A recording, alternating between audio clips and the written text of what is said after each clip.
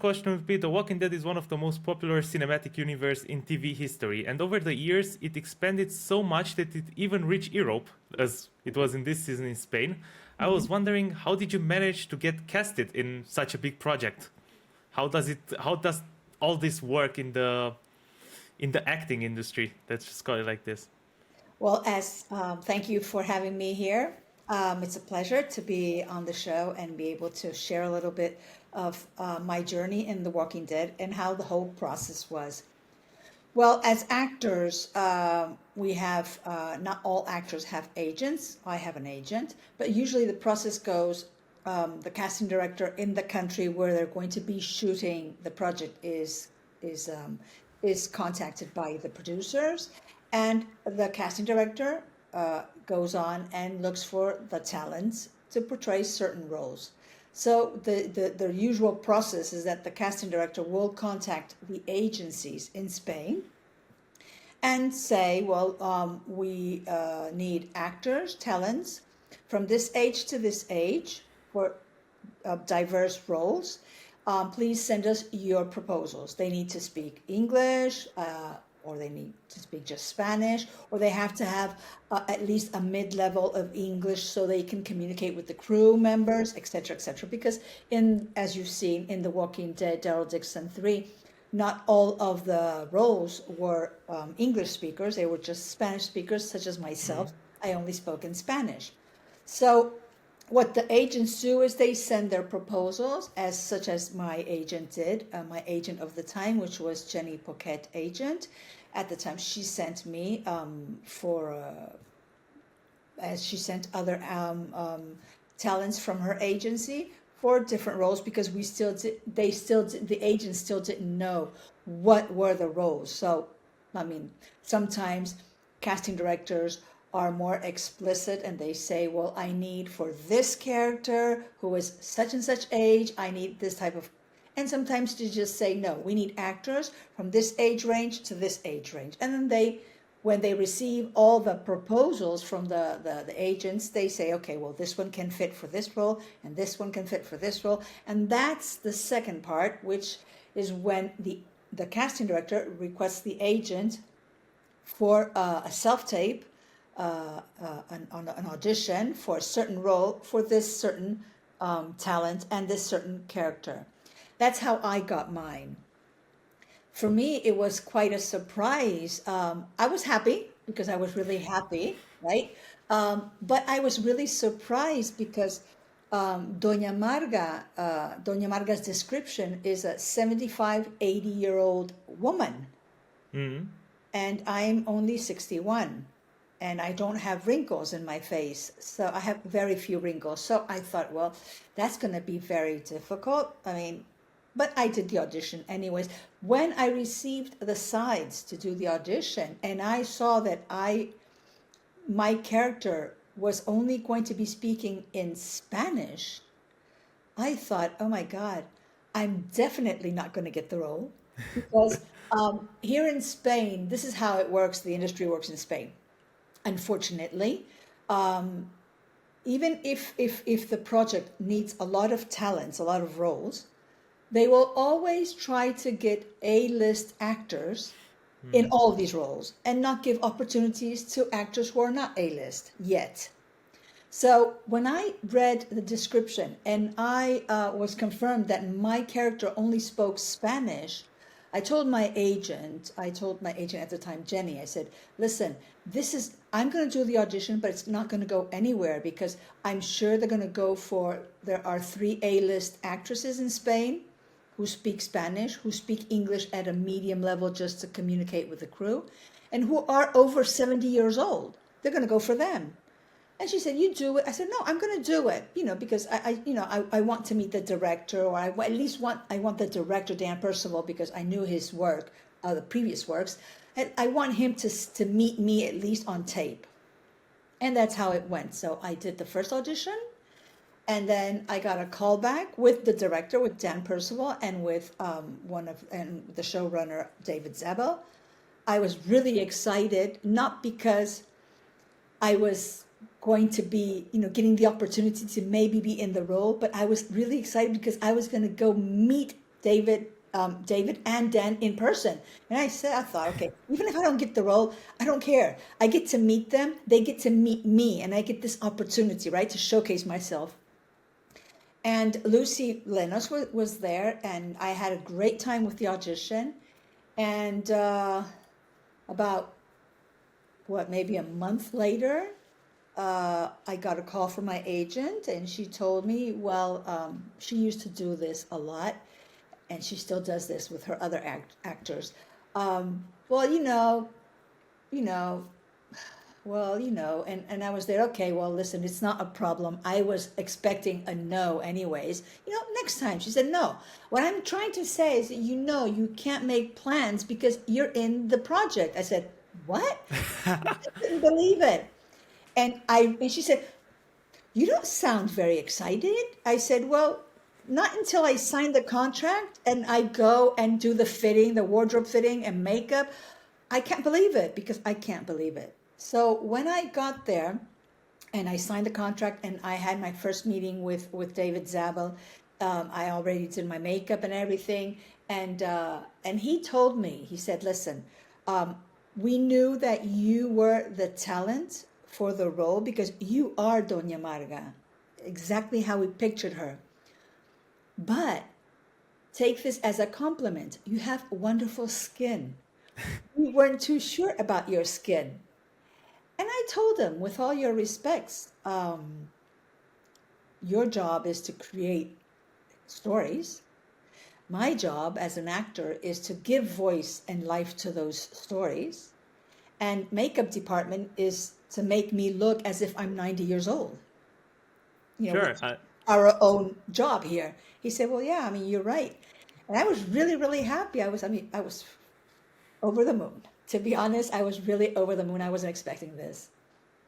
Yeah, they did a great job because first when I saw you on TikTok, I was like, no way, you look completely different from Marga in the Walking Dead. But at the end of the day, they are the same, AMC is the same firm that does walkers and the zombie makeup. So I was sure when I saw it, I was like, yeah, it makes sense that they did such a good job at the end of the day since they are professionals in this makeup industry, I would say, in the film industry. I do have to say that the makeup, for instance, for my makeup, it's a different makeup artist than from the zombie ones. They're two different ones.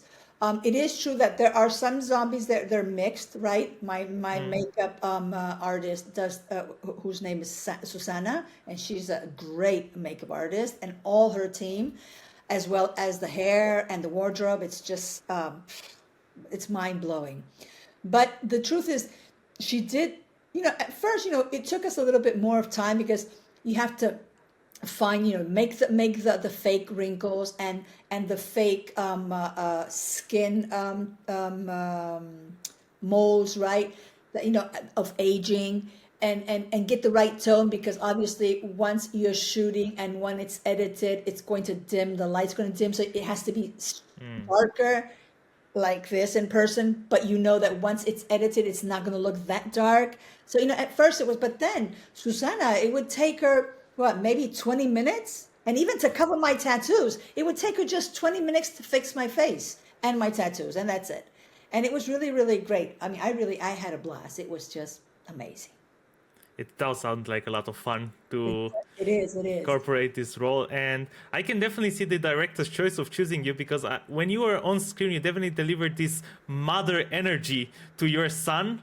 And at the same time, a mother who has been through a lot. And you can definitely see that in the character. And I think even though you like, I'm not speaking Spanish, but of course you have the subtitles, but even in the Spanish, you kind of hear the pain inside her towards her son, even though again I don't understand the language itself. And I think there was such a great portrayal for her. Yeah. Well, as I said in other interviews, Doña Marga, she's a mother, she's a healer, she's a grandmother, she's a neighbor. She has to keep everything together. Right? She's the typical, the grandma that she's always keeping everything together and trying to please everyone, which is very difficult. And But there's one question I've always asked myself, and no one has ever asked, is what does Doña Marga need?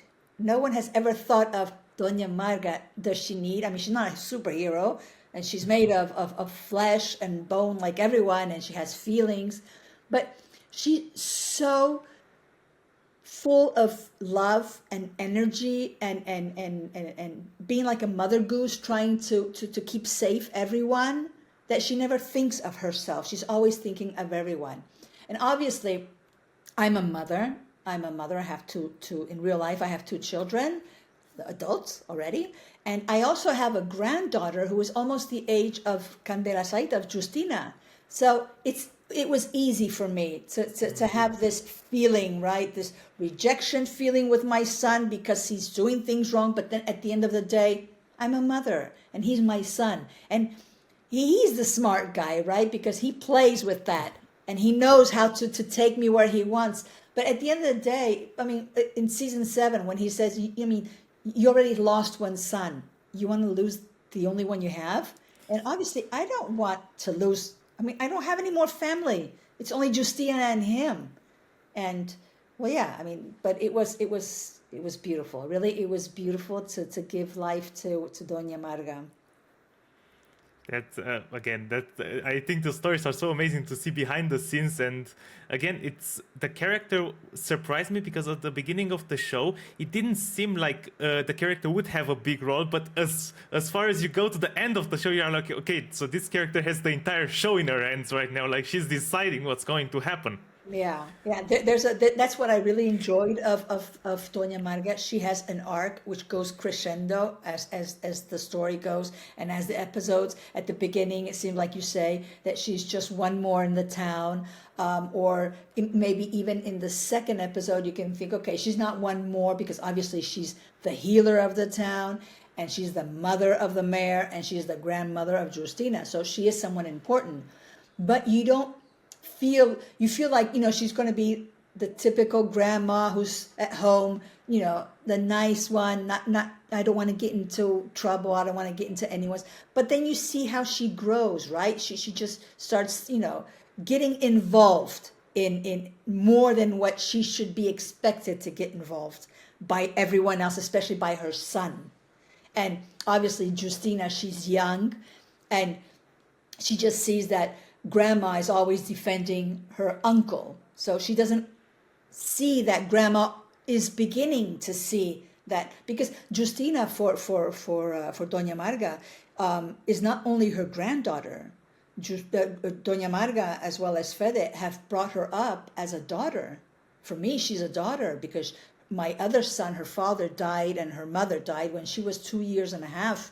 And Fede, he never married, he never had children. And for him, she's just like a daughter. So obviously we overprotect her because that's the last family we have. And we want to protect her like anyone would protect a child, even if they're not your own child, blood child. But if I gave you a 3-year-old child now and I told you, you have to take care of this child for the rest of your life, he has no family, you are his only family, you would do whatever it takes to save this child. So it's a question of survival. Of course, and again, in the apocalypse, I think that question is even higher than in any other scenario in the world. Absolutely. Well, another question I would have for you, because you were playing DARYL Dixon, and DARYL Dixon, who's portrayed by Norman Reedus, he's a fan favorite for over 10 years, over a decade for the Walking Dead fans.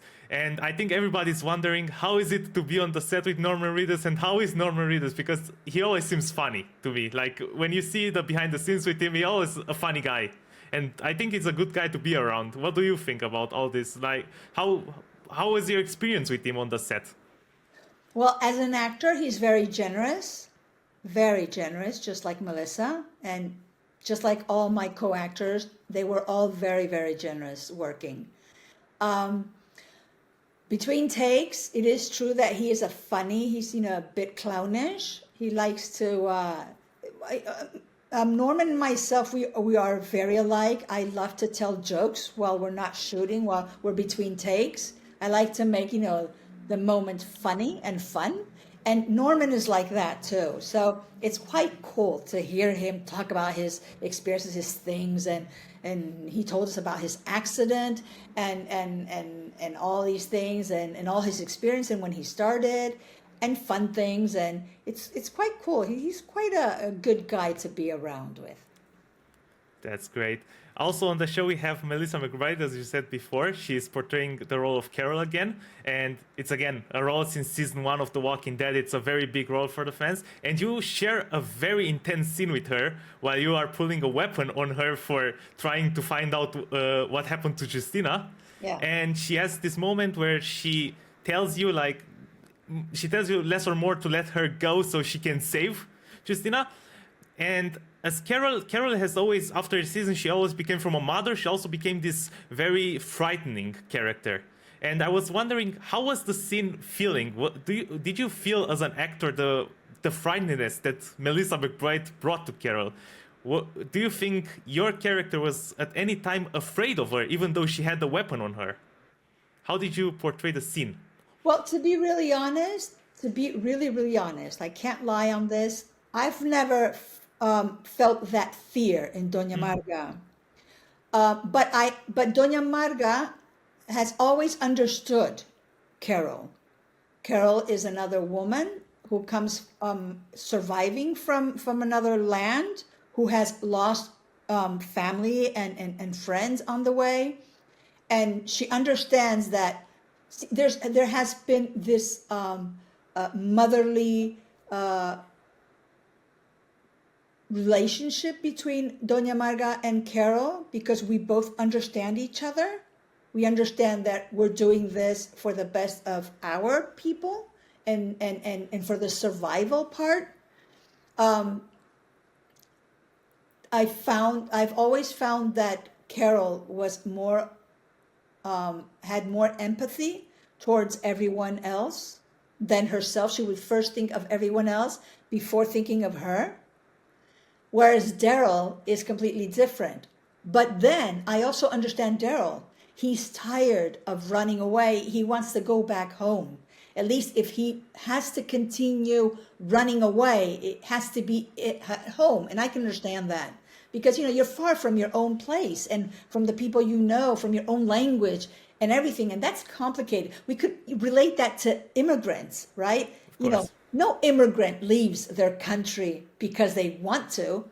They leave it for a better life or because they are forced to because of political problems or whatever.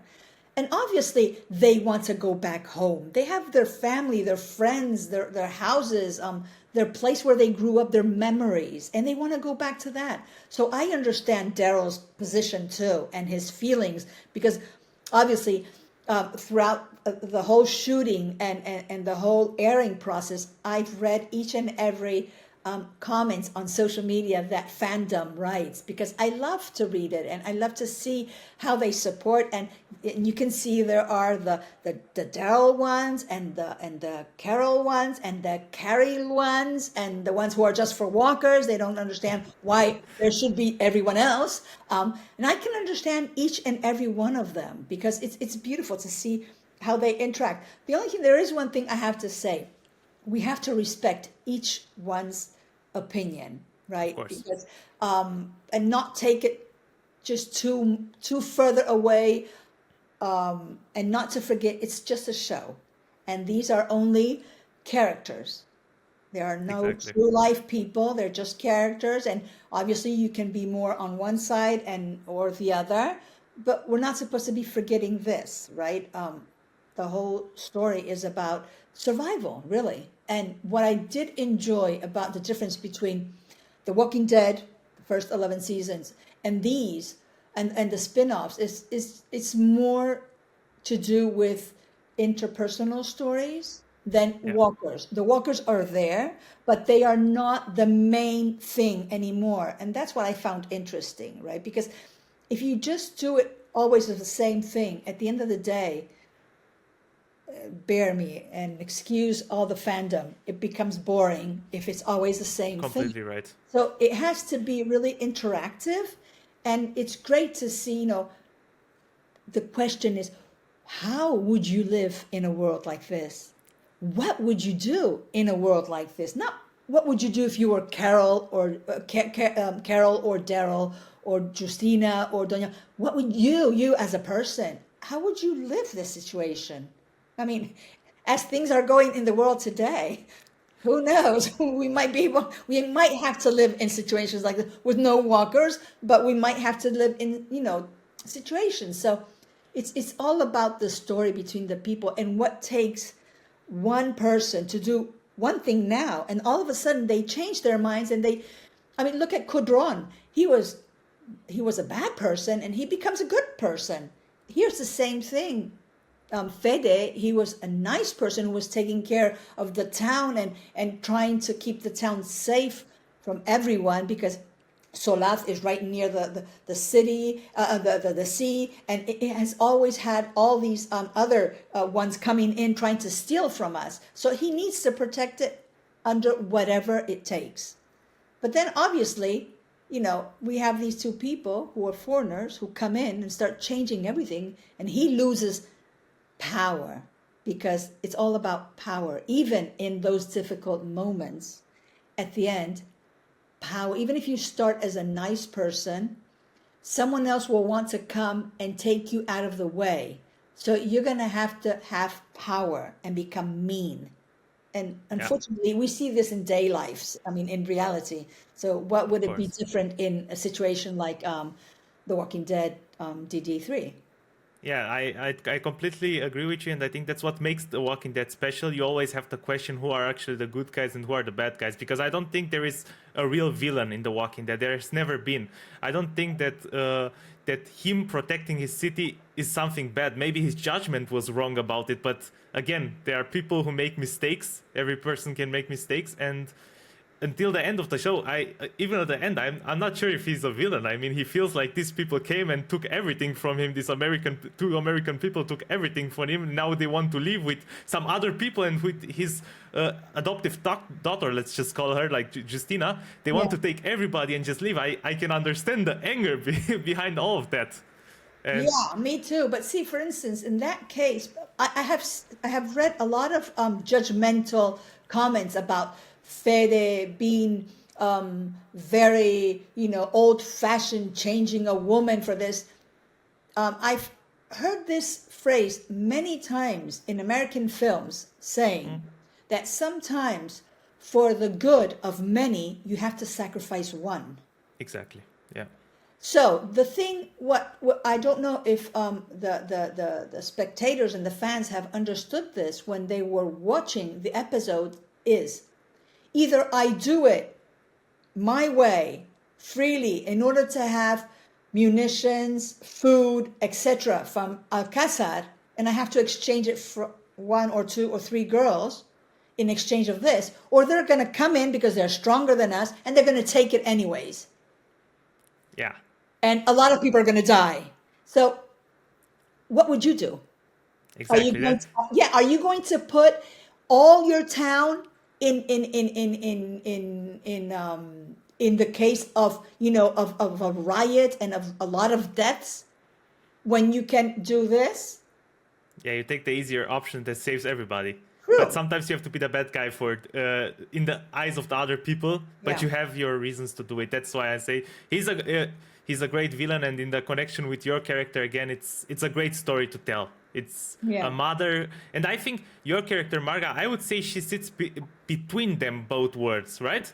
Like she's not fully agreeing with her son, but she's also not fully disagreeing. That's how I saw it, at least, and interpreted it. You're totally right, because it's a matter of protection, of survival, and it's like I said, if I have to choose between, I have to let go of this, but I'm protecting the rest, or I don't let go of anything and I put in how you say it, and I unprotect my town because they're going to come anyways and take it, and obviously we're all going to be defending the town, and many of us are going to die because we're not going to let them have it easily. Is it fair? Is it not? Is it fair? Is it worth it?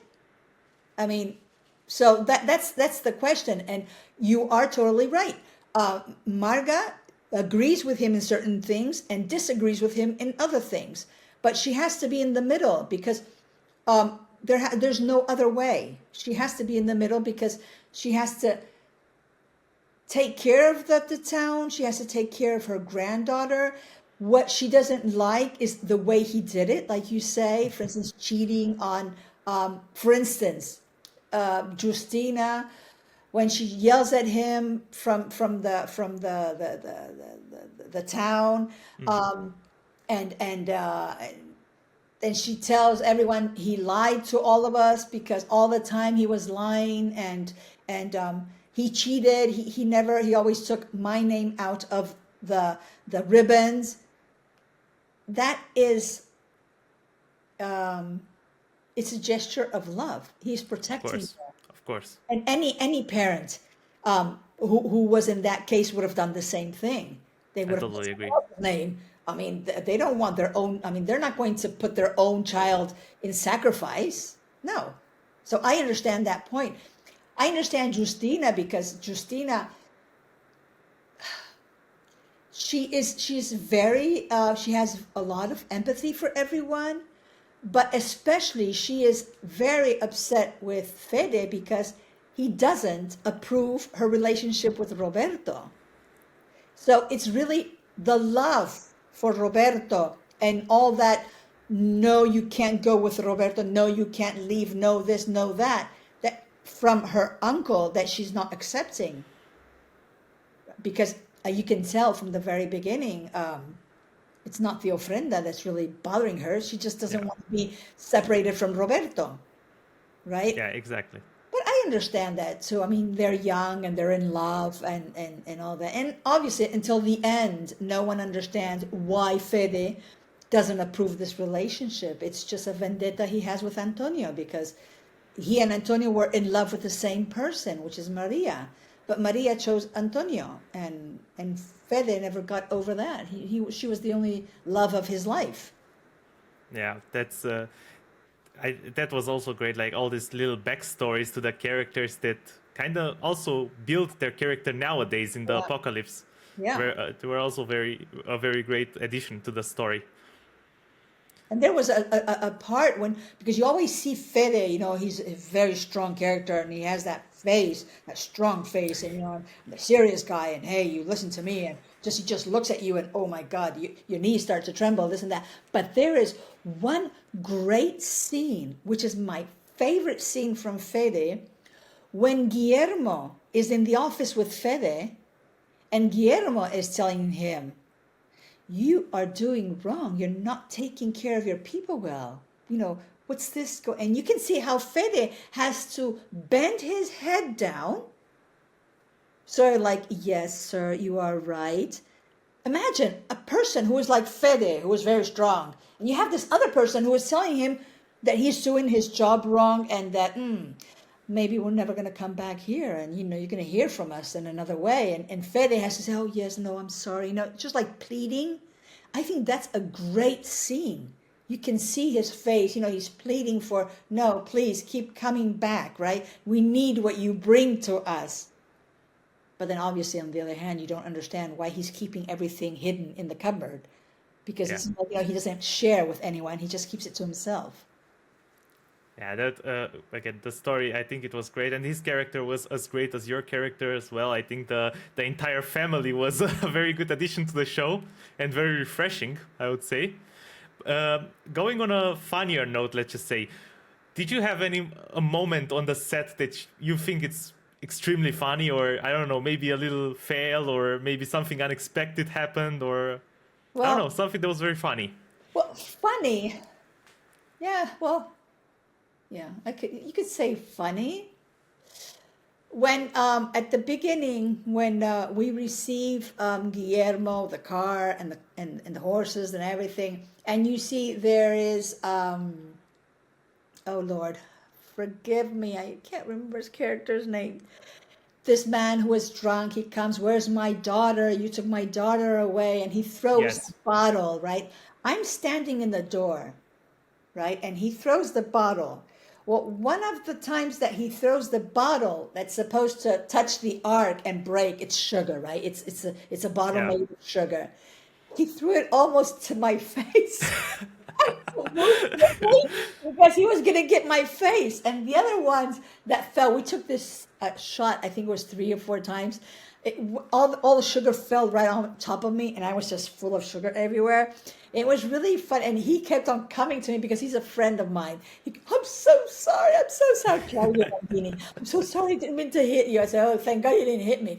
But that was a fun one. It was a fun, not funny, but it was fun because, I mean, we're each trying to do our own part, right? And it's not a fun, it's not easy, right? Because you're trying to do your part, but then on the other hand, you're trying to also listen to your co-actor's part, and and not be in the way and let him do his part. And you're just trying to. It's just like you're being the goalkeeper, and you're just trying. Okay, here I am. So it's really fun.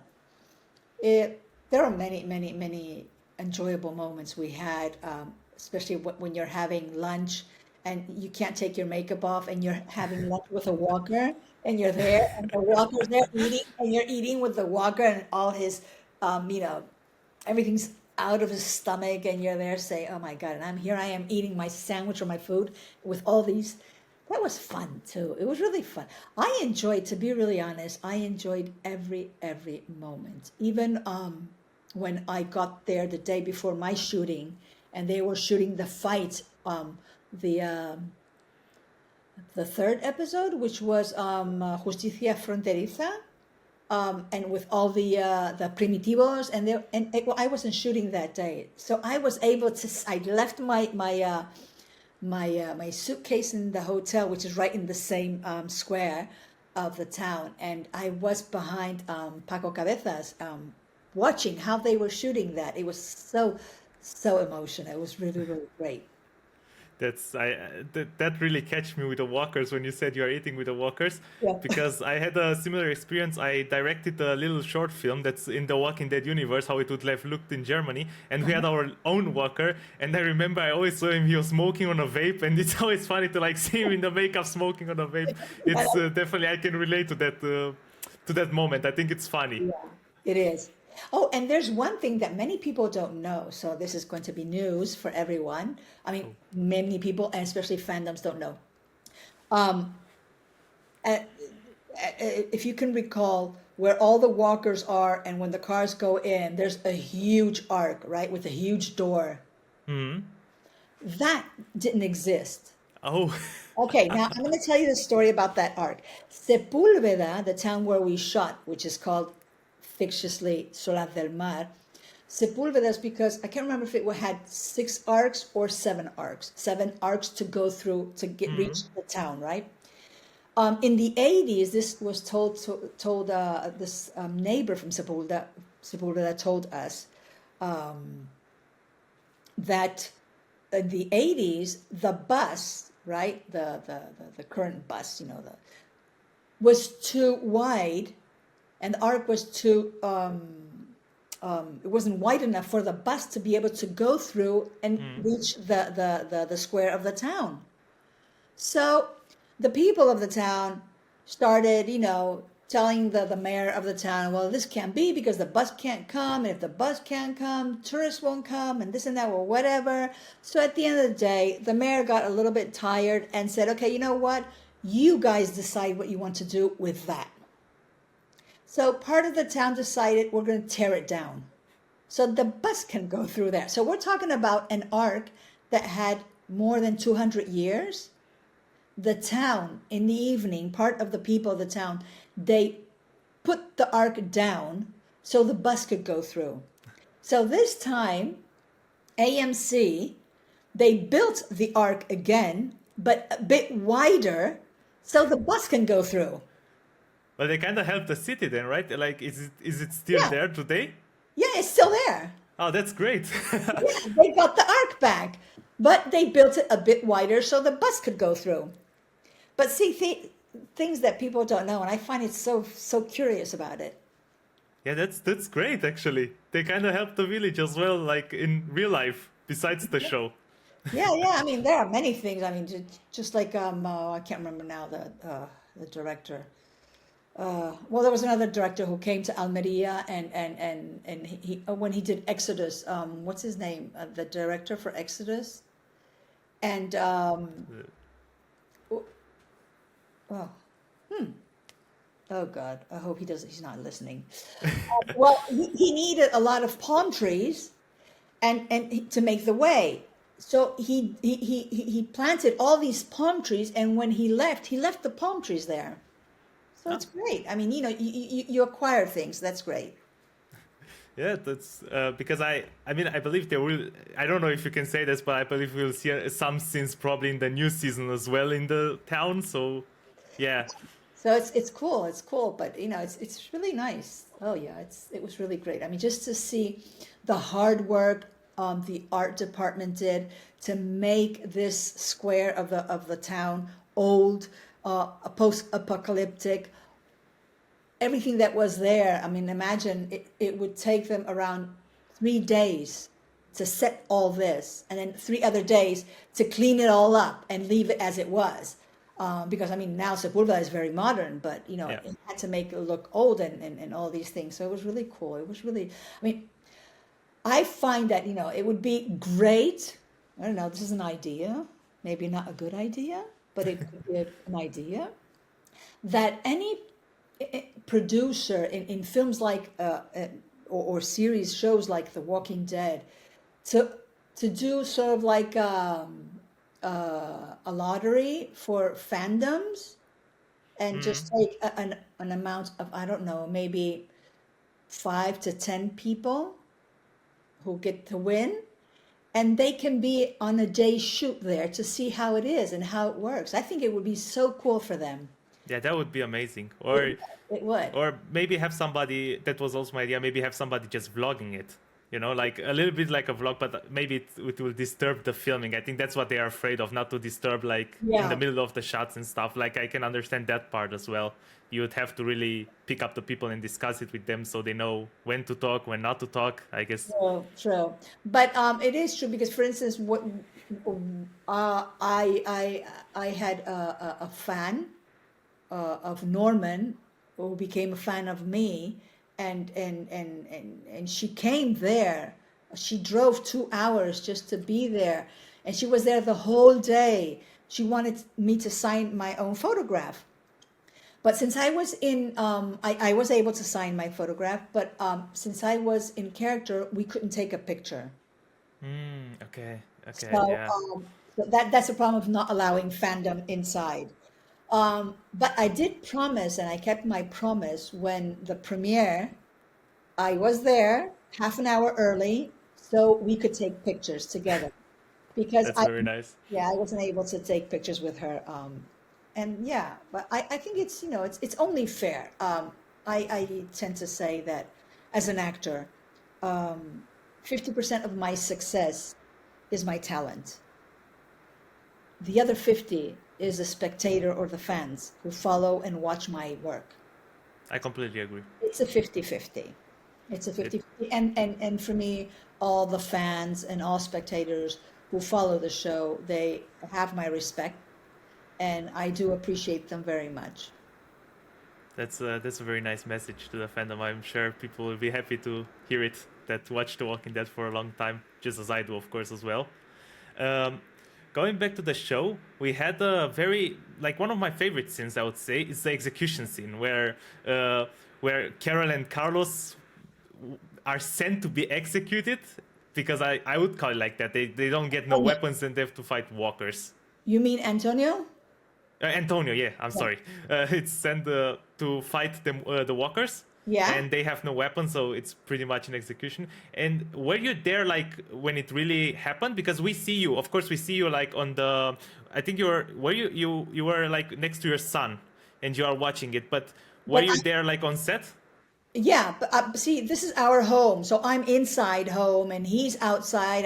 Yeah. It is outside with his right wing, which is Sergio, and I only go out when I hear Roberto calling Justina.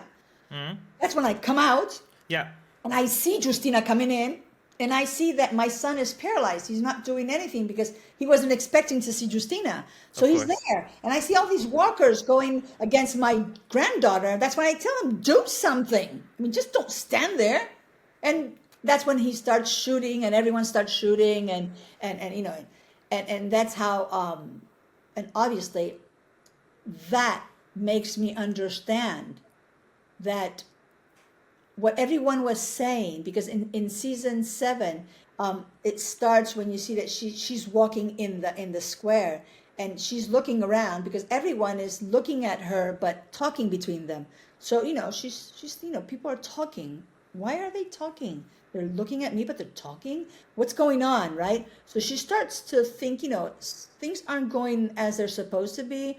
You know, she starts, how you say, you know, just knitting things together, you know, Roberto and now this, something's not right.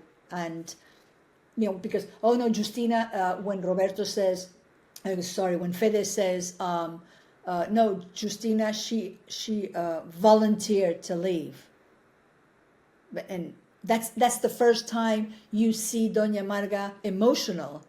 She's always very strong and harsh, just like Fede. But there you see she's emotional. But obviously, she would never believe, come to her mind, that her son would approve this because, I mean, he's been cheating. Why would he let her go now? But then, you know, it's all the things that start adding up. That's why she gets really angry in the balcony. She slaps him. Yeah. And she slaps him. So that was that was fun and funny because Oscar Jaenada would say, be careful, don't slap me. And I said, no, I'm not. So I had one of the stunts, his name, oh my God, I just remember his Frenchies. He's a French stunt. He's a double for Norman Reedus. He's really great. And he would show me how I had to do to slap so you could see that I'm slapping him, but I'm really not even touching him. And obviously, I had to do the movement so many times, right? Yeah. That the next day, I said, "Oh my God, I couldn't remember this." And I was there saying, "Oh my God, this arm hurts so much. It aches so much." And he told me it's because of the slap. And I found that such an empowering scene when she. Yeah. That's when she's blindless. Now she sees the truth. Exactly. And how could you do this? I mean, not only you're my son, she's your niece. How could you do this? How could you do this to all of us? I mean, it's not only me. It's not only a family issue. It's what have you been doing to the whole town? And I found it, you know, very empowering. But then she goes back to being a mother when he is pulled out of the house by Gustavo.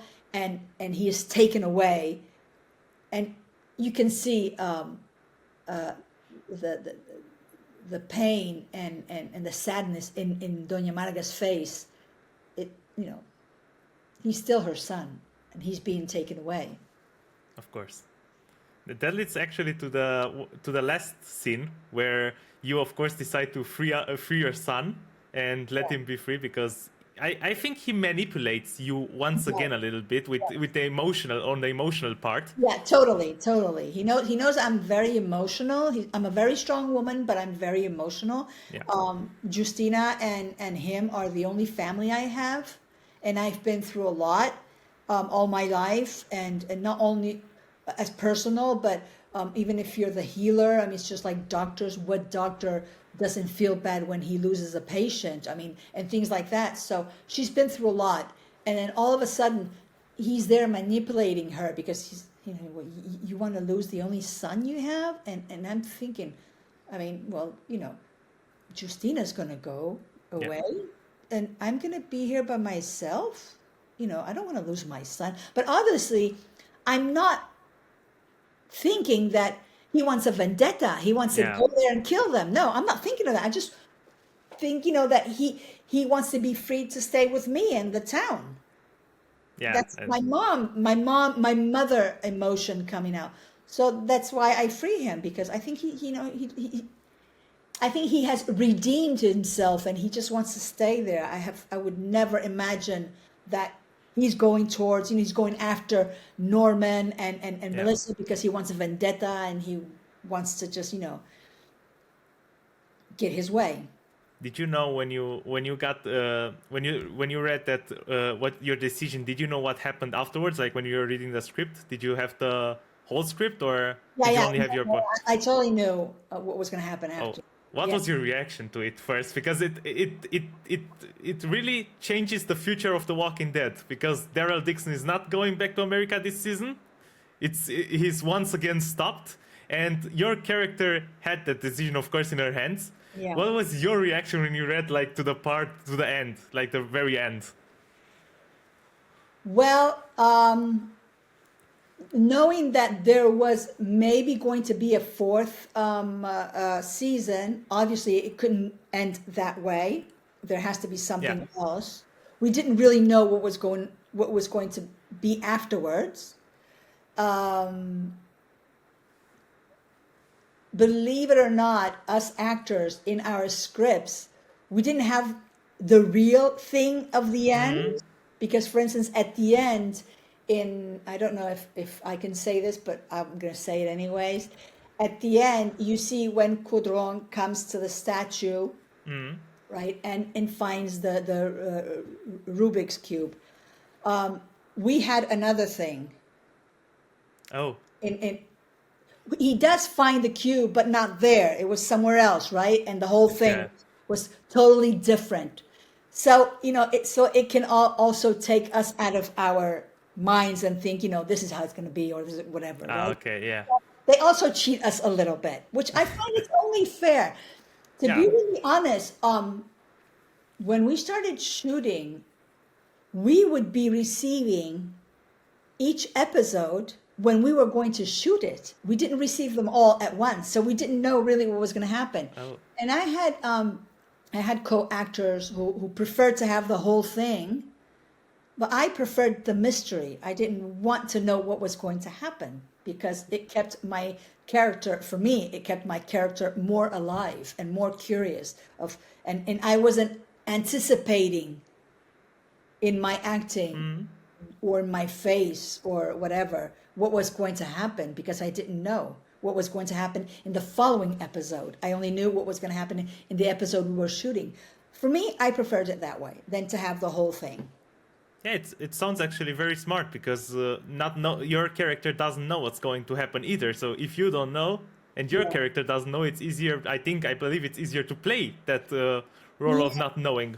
Yeah, because you're not contaminating yourself with what's going to happen. It's just like, when you're in the middle of a shooting and the director says to you alone, okay, now you're going to do this. And your co-actor is not expecting that. For example, when Fede is eating the chocolates, right? And I tell him, okay, well, I'm going to go, that scene was shot with the director, Paco Cabezas, who was also the director of Wednesday and the director of the Umbrella Academy. Well, he said, okay, now when you leave, when he says, okay, well, I'm going to go fix dinner, right? I was supposed to go and fix dinner. And I was supposed to say, okay, well, I'm going to go fix dinner and please stop eating chocolate because you're not going to eat afterwards. But the damn it wasn't part of the sentence. So Paco told me, why don't you say it, first we thought said it in Spanish and Fede, Oscar Jainada was really surprised because he wasn't expecting for me to say that word, right? Hey, shit, or whatever. And then we changed it, okay, since it's Galicia, I'm going to say it in Galician, so it's carallo. So see, that was really nice because it wasn't in the scene, in the script. Another thing that wasn't in the script, which I found very, very nice, was when I'm talking to Fede and I'm telling him that, you're good looking, you should fall in love, find the love, we all need love in life, right? And this and that. And he says, I already have someone, you take care of me. In the original script, he's always talking to Doña Marga sitting. But when it was a choice that Oscar asked me, would I mind we change a little bit? And he would, when I say that, he gets up when he says, you take care of me and I don't need anyone else. And he comes to me and he hugs me and kisses me in the forehead. That wasn't part of the script. we put that in, Oscar and myself. So that was really nice. I found it very, mom-son relationship. It was really nice. And that also showed the spectator that Fede, he's not 100% a bad guy, Yeah. right? Yeah, I believe he wasn't the bad guy before all of this happened either, like before the Yeah. apocalypse and stuff. And I throughout the show, I still don't see him as the bad guy. I think the entire community, in the King's community, I think that those are the people who you could actually call the real villains, since Oh, yeah. they Oh, control totally. all of it. Yeah, totally, totally. I mean, from the king to Guillermo to everyone in La Alcázar, they are the real villains. Fede really, all he's doing is trying to survive and allowing his town and his people to survive. Yeah. Obviously, not in under taking good decisions and doing the right thing sometimes, but unfortunately, that is survival. Sometimes you make bad decisions Yeah. To, for a good purpose. yeah. People sometimes also get lost while trying to save the others they love, of course, because they Yeah, would do anything for that.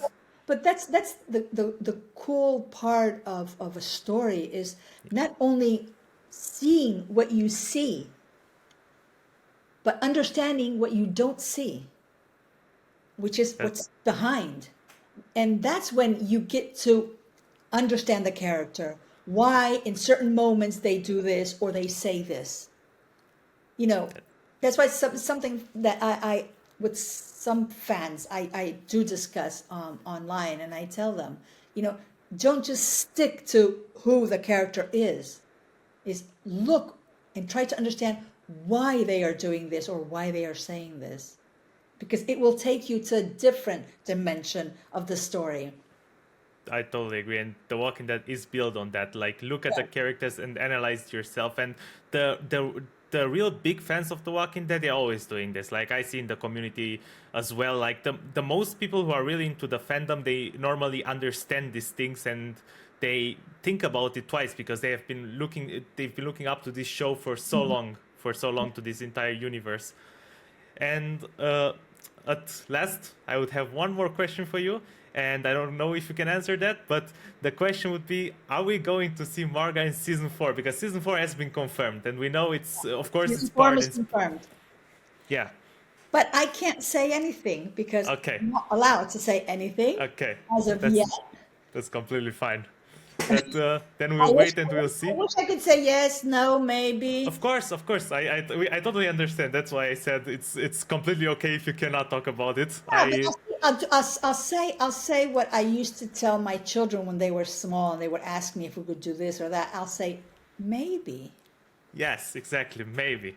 I definitely hope to see her again. That's my hope, and I'm definitely very excited to see what's going to happen, because I loved Spain as a place to shoot The Walking Dead. I've said that, I think, in the most of my reactions to the show. I said I love this country. I love how the I town love looks. I love, Yeah, yeah, how Daryl drives his yeah. motorcycle through the desert. Let's just call it like this. It's amazing. It's I an mean, amazing place. that's one of the added value that when I've been asked, what do you think, has The Walking Dead has taken out of all this? And I said, the added value was the Spanish locations.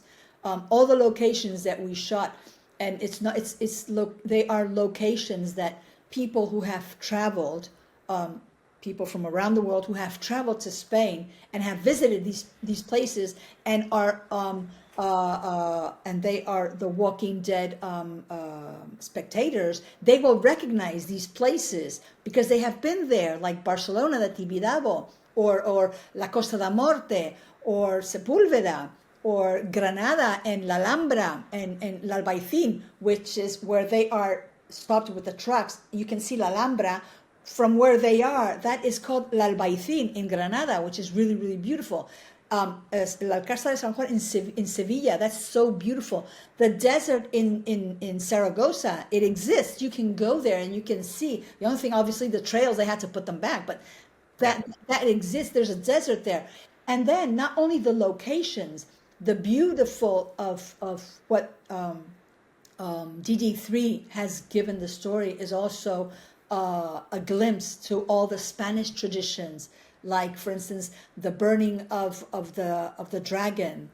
That is to represent San Jordi, which is a festivity in Barcelona, which is what Antonio is explaining to his son. San Jordi fought with the dragon, and the blood of the dragon is a rose that came out, and that's why in San Jordi, girls give a rose to the guys, and guys give a book to the girls. And then the fire of the dragon also is the fallas of Valencia, which we burn them every year. And the muñeira, they were professional dancers in the second episode of La Ofrenda. All these dancers, they are professional musicians and dancers of muñeira, which is typical from Galicia. So all this is the beautiness, and the costume department. Those beautiful. I would have loved to wear Justina's dress. I mean, it was so beautiful. Those dresses, all that costume. Irene Orts, she's from Valencia. I live near Valencia. I live in Castellón. And Irene Orts, she's a great costume director, and she and her team they did a splendid job with all this. I mean, I can just say it was magnificent. The whole thing, cast, crew, location, even the catering. They always had food for us. The good thing, which I really, really am very grateful for this production, is that food-wise and attention-wise, there wasn't a very big difference between the cast, and the stand-ins or the extras. They were all treated equally. So that was great, because I have been in some other Spanish productions where a stand-in or an extra or background actor, especially background actors, they are not treated the same as the rest of the cast. And I don't like that. I mean, we are human beings and we have the same right? If you're cold, well, you need a blanket. And if you're hungry, you need food. So I have to really say thank you to the whole production, AMC and Anima Still King, for how they treated all of us. It was really nice of them to treat us equally. That's amazing to hear. That's very generous of them as well for helping everybody, because as you said, we are all humans, and maybe this maybe a person who's an extra on this show, maybe in 20 years you will be one of the A-list actors and you will never know. So I guess it's completely fair to treat everybody the same. I mean, my first job was as an extra. Of course, I think everybody starts like this. We all start as extras, and from extras we go to background actors, and from background actors we start just moving up, and that's how it is. So it's only fair that we are treated equally. I completely agree. Well, those are my questions for you today. If you have anything else you want to say, you are completely free. Oh my God, I'd be talking about The Walking Dead and the shooting all day long. I mean, the rest of the day, to be honest. But I don't know if you have any other questions. I'd be glad to answer them. But unrelated to have you watched the rest of The Walking Dead? I've watched season 1 and 2 before. While we were shooting, I was watching season 1 and 2. I did start The Walking Dead many years ago, but that's the truth of what I was explaining at the beginning. If it's all about just killing, for me, not as an actress, but as a spectator, I tend to lose interest if it's always more of the same. This happened not only with The Walking Dead; it happened to me with other series too. I just finished watching The Witches of Mayfair. I thought it was very long. So there were moments that I did lose interest, but I wanted to reach the end. I did watch the first episode of Talamasca, the Secret Order. I find it more interesting, although I know it's a bit of everything, but it's going to be more interesting. So, and I hope it's not going to be just like, taking it too long. I prefer it to be more direct, because otherwise it's just like, I'm speaking, no offense to no one. This is me personally speaking. When I am watching a show or a film and the first thing that comes to my mind is I'm going to check my phone. It's because there's something that's not working for me in the film or the show. Completely agree. Yes. And for me, the best moment of watching season 7 out of all the seasons of The Walking Dead 3 was season 7. And for me, I was blessed to feel this way because I completely forgot I was in the show. I was immersed in season 7, in episode 7, watching it, that I completely forgot I was I was Doña Marga. I was living the show myself as a spectator. And I loved that feeling. For me, that feeling, especially the last maybe 20 minutes of the show, I was breathless. It was also, oh my God, oh my God, oh my God. And to live that as an actor who is in the show, for me, is a lot. It says a lot of that last episode because it made me forget for a moment that I was in the show and it was just a show. So yeah, I loved it. That's amazing. Do you have a favorite The Walking Dead character? Of course, if you had to take yourself out Yeah, and I of the do. mix, Yeah. which Yeah. one would that be? My favorite actor, to be honest, a character, I have two. Okay. And it's because of what each character brings, right? And how they are and how they feel. One is Carol, Okay. and the other one is Fede. Not because he's my son, because even if I wasn't his mother and I was doing another role, I would have still liked his character Yeah. because of how complex, but how simple his character is. It's just understanding both sides of the coin, really, to understand the full picture. It's like, you have to see the full picture in order to understand the bits and pieces that are in the whole picture. I mean, I don't know, a Monet or a Klimt or a Dali or whatever. You can't just focus in one part of the painting. You have to watch the whole painting. Otherwise, you can't understand what's the story behind it, right? And this is the same thing with Fede. It's just like with Carol. Everyone sees her as, oh, she's a badass, and she's killing, and this and that. But she's a person who comes from a broken marriage, a violent marriage, who has lost her daughter, who has lost many friends along the way, Yes. who's trying to survive. And I think that's what really connected Doña Marga with Carol, their survival motherhood. Yeah. And that's why I really appreciate that character, because even though she wants to go home, because obviously she wants to go home, maybe friends are still alive and things like that. But then on the other hand, when she talks to Antonio, and she tells him, after you survive the survival, you can start all over again and have a new life. Why not? And that's when DARYL starts to understand that she's been through a lot. Yeah. Why can't she have, maybe she has a life here, maybe she wants to stay here with Antonio because she has a life, right? Many people, fandoms, no, because they're supposed to be together because they were always together. And I must say that, and with all my respects to the fandom, either I am wrong or you all are wrong. But I personally, since the very beginning, have never felt or seen that man-woman love connection. I have always seen that friendship connection. Completely agree. Yes. Love, friendship connection.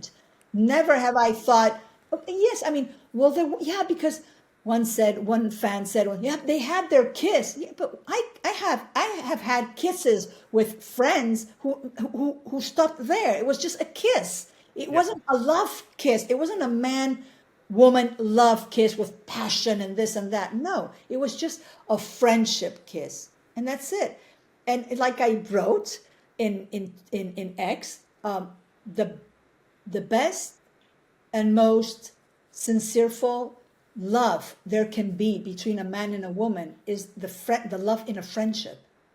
Because if it's a proper friendship and a proper love, that will go beyond time.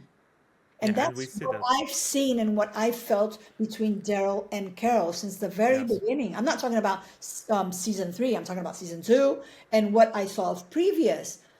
They're always there trying to save their own backs. I mean, one saving the back of the other. And it's that friendship love they have. Never have I seen or felt there was a romantic feeling between the both of them. And Yes, and I agree. and the other day someone told me, yeah, but that's not how it's, because it's always Carol who is running away. He says it clearly in episode 7.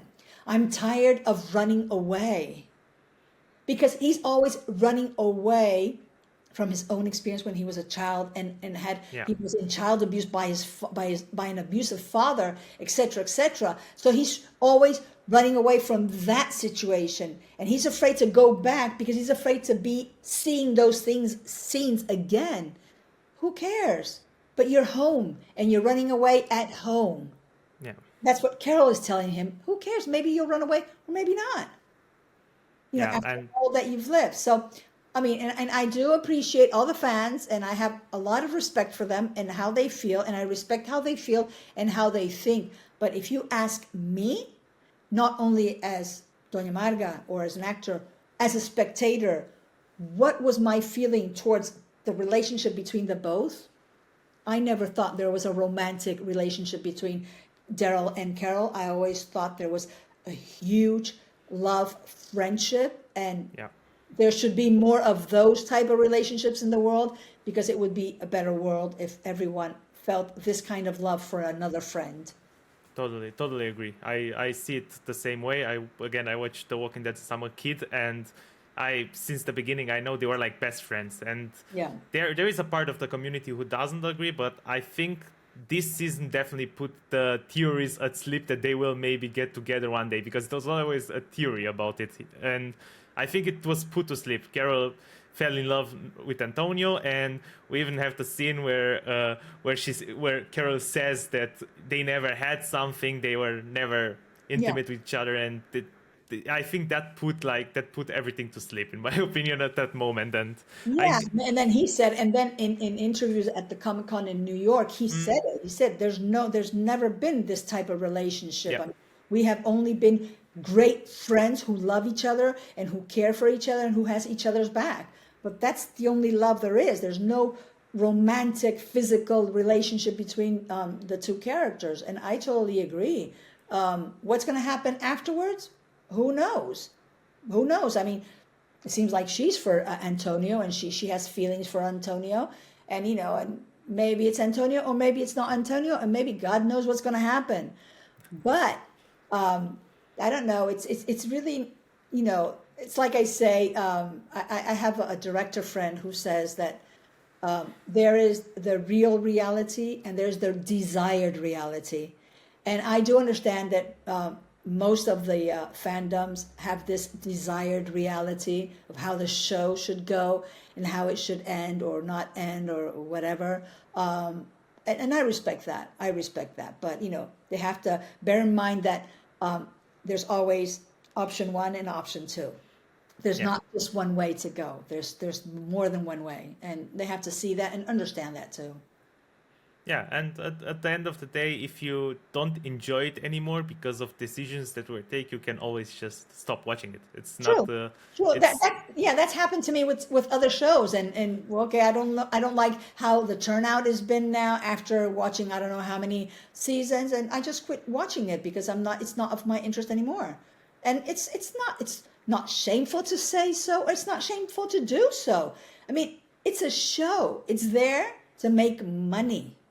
yeah, That's the purpose of the show. of course. The purpose of the show is to make people happy, but the real purpose is to make money. Behind every show, of course. Yeah, every show.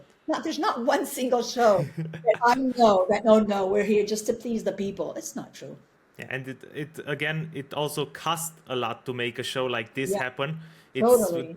incredibly high costs, and Yeah. people at least want to make their money back. And if they, because Well, yeah. I you're mean, not gonna continue the show if it's not making money, because where should you get the money to continue it? and plus, it's like I sing, they're a little bit like Doña Marga. It's hard to please everyone. Yeah, It's hard to completely please agree. everyone. So, I also request here, to all the fandoms to be, a little bit, heart lighted, by the production and the writers. It's not easy to please everyone because Completely here agree. we are. We have to please the Daryl fans. We have to please Carol fans. We have to please Carol fans. We have to please Walker fans. And the producers have to please the executive producers who've put the money to make it Yeah, by getting their money back. And I understand that. So it's just the thing is that I just hope that everyone enjoyed season 3. I look so very forward to season 4, whether I'm in it or not. I'm not going to miss it. I want to watch it. And I'm curious to see how the Spanish side, the European side is going to end, because obviously they're going to go back home. yeah, How, who, when, why, and how, we don't know. But that's the thing. So I'm really looking forward. It's just that I'm not a very patient person, but I'm going to have to be very patient. We're going to have to wait until September of next year. So that's going to be a whole year. yeah. We are all gonna wait on it, and the fans are waiting on it, because the thing is, I feel like what I got and what people told me that watched the show, the fans that told me this, everybody liked this season. Like, everybody did enjoy the season. Everybody enjoyed what happened to Spain, at least of course of my perspective. And people are just, I think the only thing that makes people, I would say, a little mad is they just want Daryl to go home. That's the idea. But I was thinking about it, and I'm saying, let's just wait, because there is always a why because you wait. It's always a, Well, yeah, because I mean, okay, it's only fair. That's why I say that if we just stop, right? It's just like when you go to a museum and you look at a painting, you don't go like this. yeah, You watch the painting from here. You want to see the whole painting. So if you stop and think as a fan, right, or as a spectator, just a normal spectator, or as a fan, that the French season had 2 seasons. It's only normal and of logical course, that the yes, Spanish has 2 seasons. yes. Obviously, at the end, they are going to go back home. When, how, How who, many? whatever, Exactly. we don't know. But we needed a second one. It wouldn't look right that they go back Yeah, home on the third season. That's why we needed a fourth season. completely agree. And again, we do not know if it's the last season of Daryl Dixon. It's never been like confirmed 100%. But if it is, I think it's also a better ending on a 4th season than 3 seasons. I am Yeah, with you. then that's the other part for uh, Daryl and Carol fans. If it would have ended now, the spin-off would have finished with this season. Yeah, There would have been maybe uh, Daryl, Carol, and everyone else in the Walking Dead universe together, but the spin-off would have finished here. yeah, So in order to keep it balanced, we needed a fourth season, anyways. yeah. And plus, Again, I'm it's very excited to see it. oh, me too. Me too. I'm not patient as well, so we'll see how it goes. We'll have to wait until September. Yes, it's going to be a long wait. For me, it was a long wait for this one. Imagine, I mean, and I can only imagine. I mean, for me, in order, because when you're shooting as an actor, you can imagine, how the whole thing is going to be edited, and many of the spectators and of the fans know this, and others might not know that your scenes are bigger.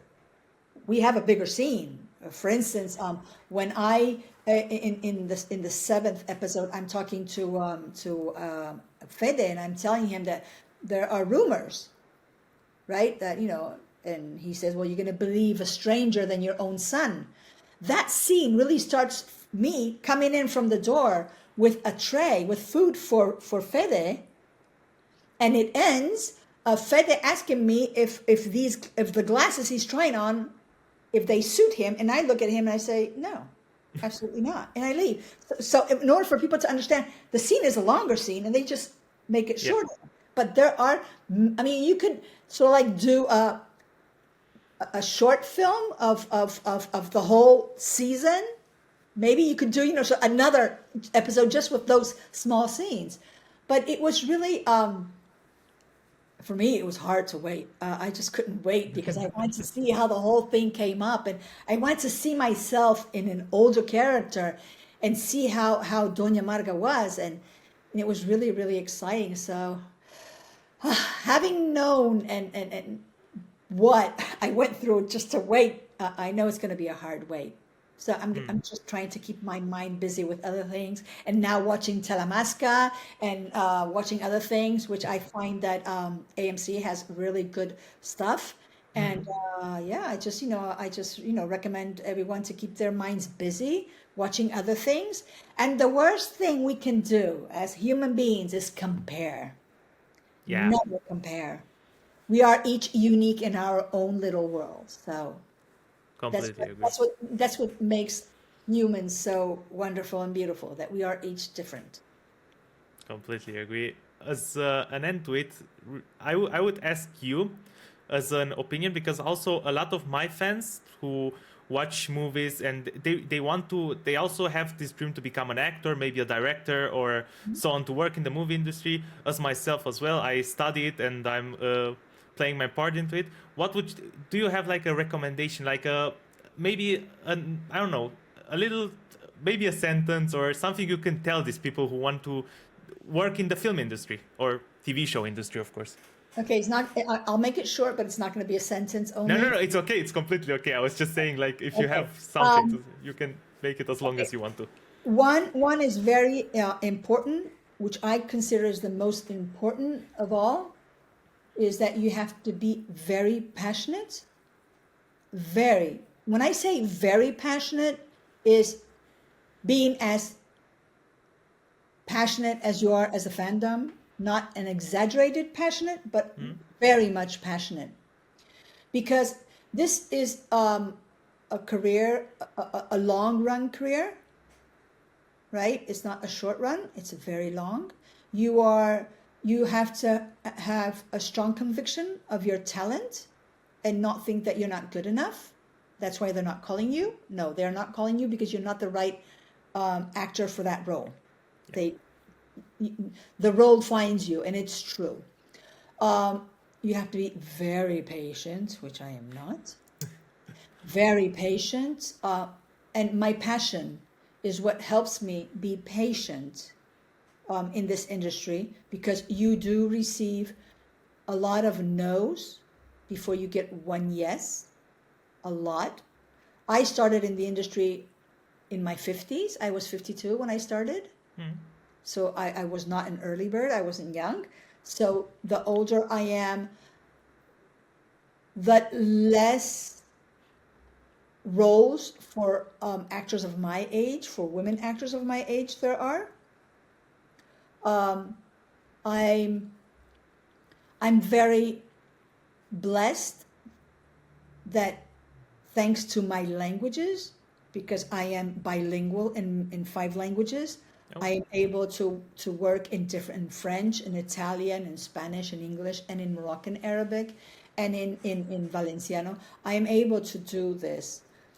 But I have actor friends who are my age and they only speak Spanish and they don't work that much. But it is true, for instance, in the Spanish industry, there are more senior roles written for men than for women. And the roles written for women, they are the typical roles of the grandmother, the auntie, I don't know what, the psychiatrist, things like that. But it's like I said, no, I want to be like Helen Mirren in Red 1 and Red 2. I want to be an assassin. I want to be a killer. I want to be a psychopath. I want to be that. I don't want to be what I already am in true life. I'm already a mother and a grandmother. No, I want to be someone who I am not. And that's the passion about doing these roles. Um, so you have to be very consistent, very persistent, believe in yourself. It is true that, and some other actors will say they don't agree with me, and I respect it. For me, anyone can be an actor with good training. Anyone can be an actor, but a very good actor is born.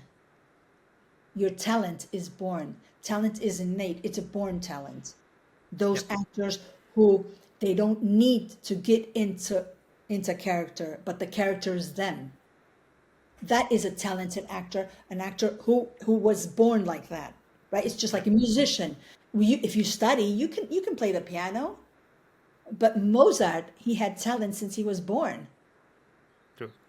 So that's the difference. But you can be, but you have to be consistent. You have to be constant, and you have to be serious of what you're doing, very serious. And believing in yourself helps a lot. And having people who support you and your talent and your dream, that is very, very important too. Now, since we don't all live off our jobs as an actor, you have to have a side job. Yeah.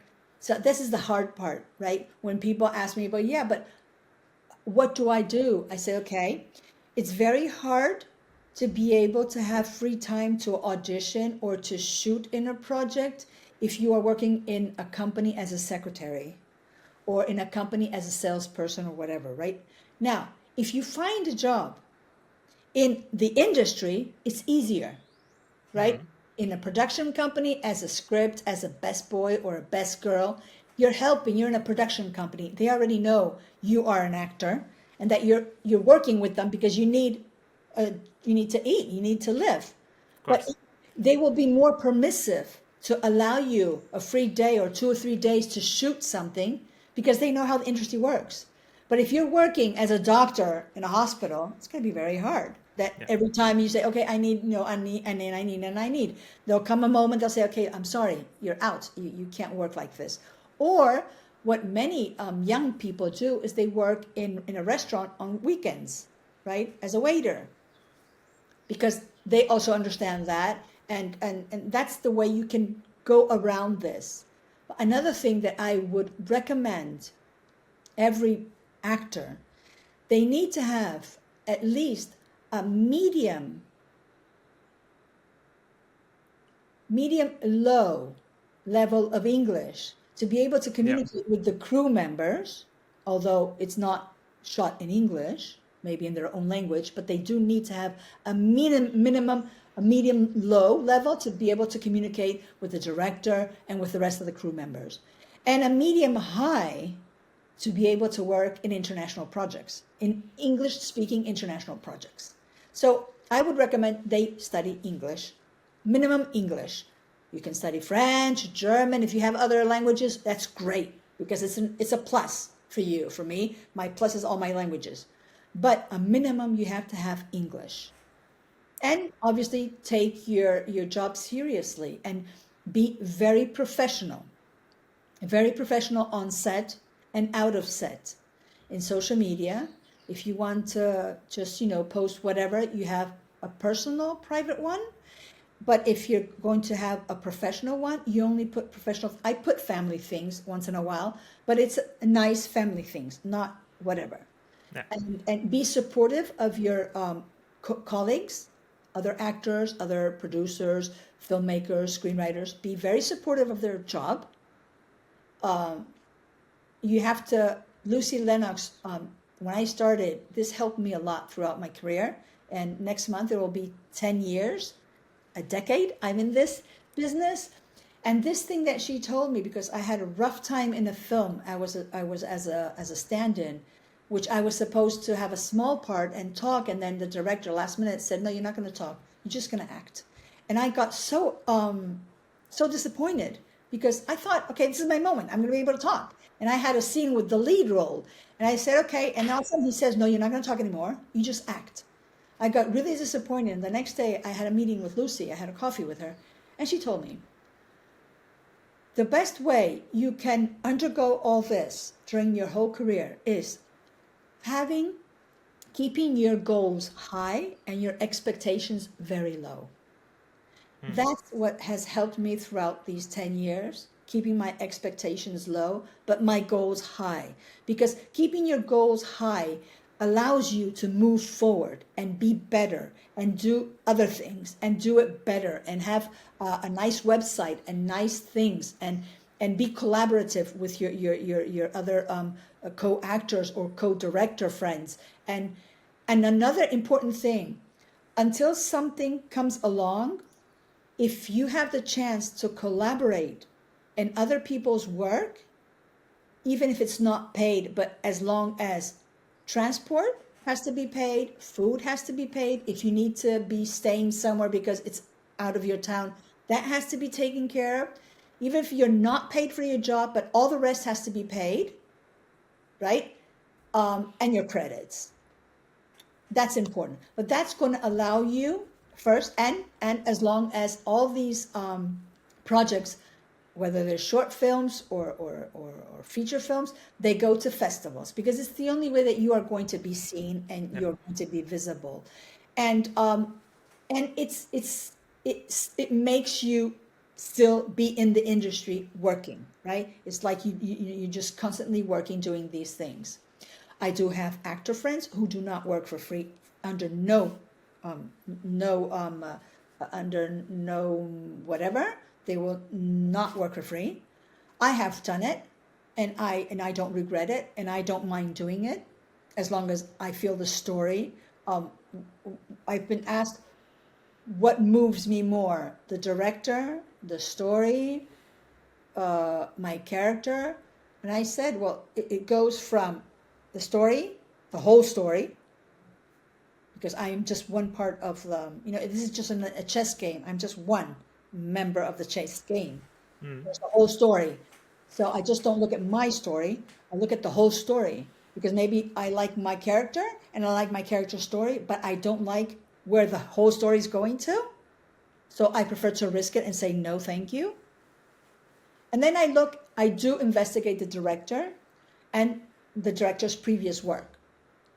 I want to see how curated they are, their style, their color in the film. I want to see how they work.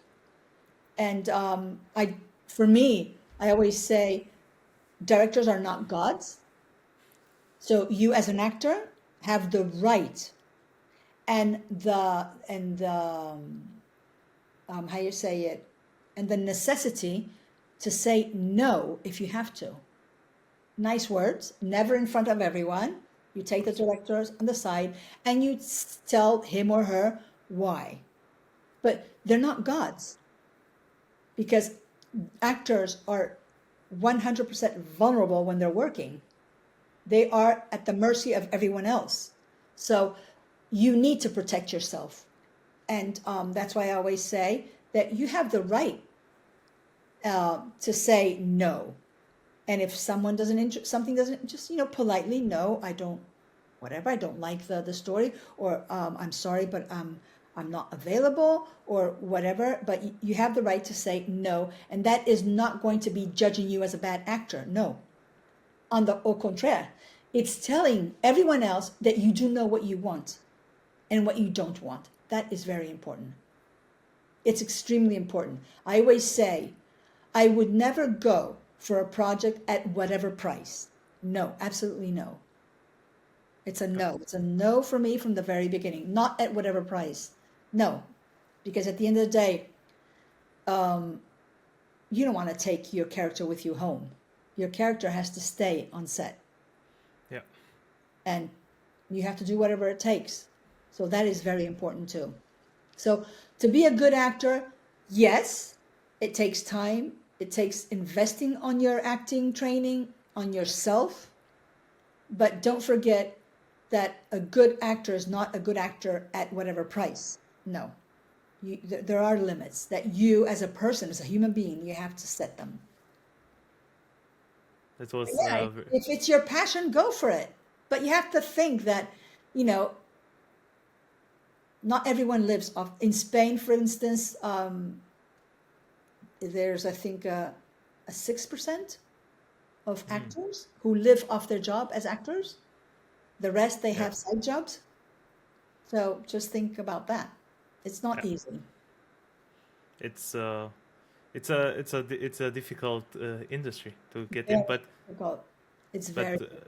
as you said, I think passion is the most important thing. I would say, of all of them, I would say passion is really Oh, the most yes. important, because if you are passionate, you are gonna probably make it. It goes the same for social media or anything else. I think passion is the Totally. most important. You have to be, in life, you really have to be passionate in whatever you do, right? Yeah, Because otherwise it's very hard to do something you don't like. yeah, So that's something I've always been very passionate about. What I was in sales for 30 years. As a sales manager, I've always been very passionate about my job. And in acting, whether it's a free project or whether it's a paid project, I will always do my job the same way, a professional way. It's there's I can't remember this actor's name, but he used to say that he's done a lot of shitty jobs, but his job as an actor, he did his job well. It's just that the project was shit, but he did a good job, his job. Now you can only control your own job. You can't control everyone else's job. So do yours the best you can. yeah. That's again, I think that would be helpful to a lot of people who watch this interview slash podcast. Listen, guys, listen carefully. Maybe play it again. This part of the interview, and thank you for being part of the interview and giving some insights to the Walking Dead community. This will mean a lot probably for a lot of them, and for me as well, to get opportunity to interview you. And okay, thank you for being part of it.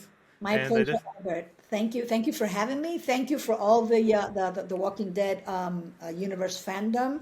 I appreciate you all. I appreciate all your comments, the goods and the bads, because they're always constructive comments, and the passion and support you have for the show. Thank you again, and hope to see you guys next year in season 4.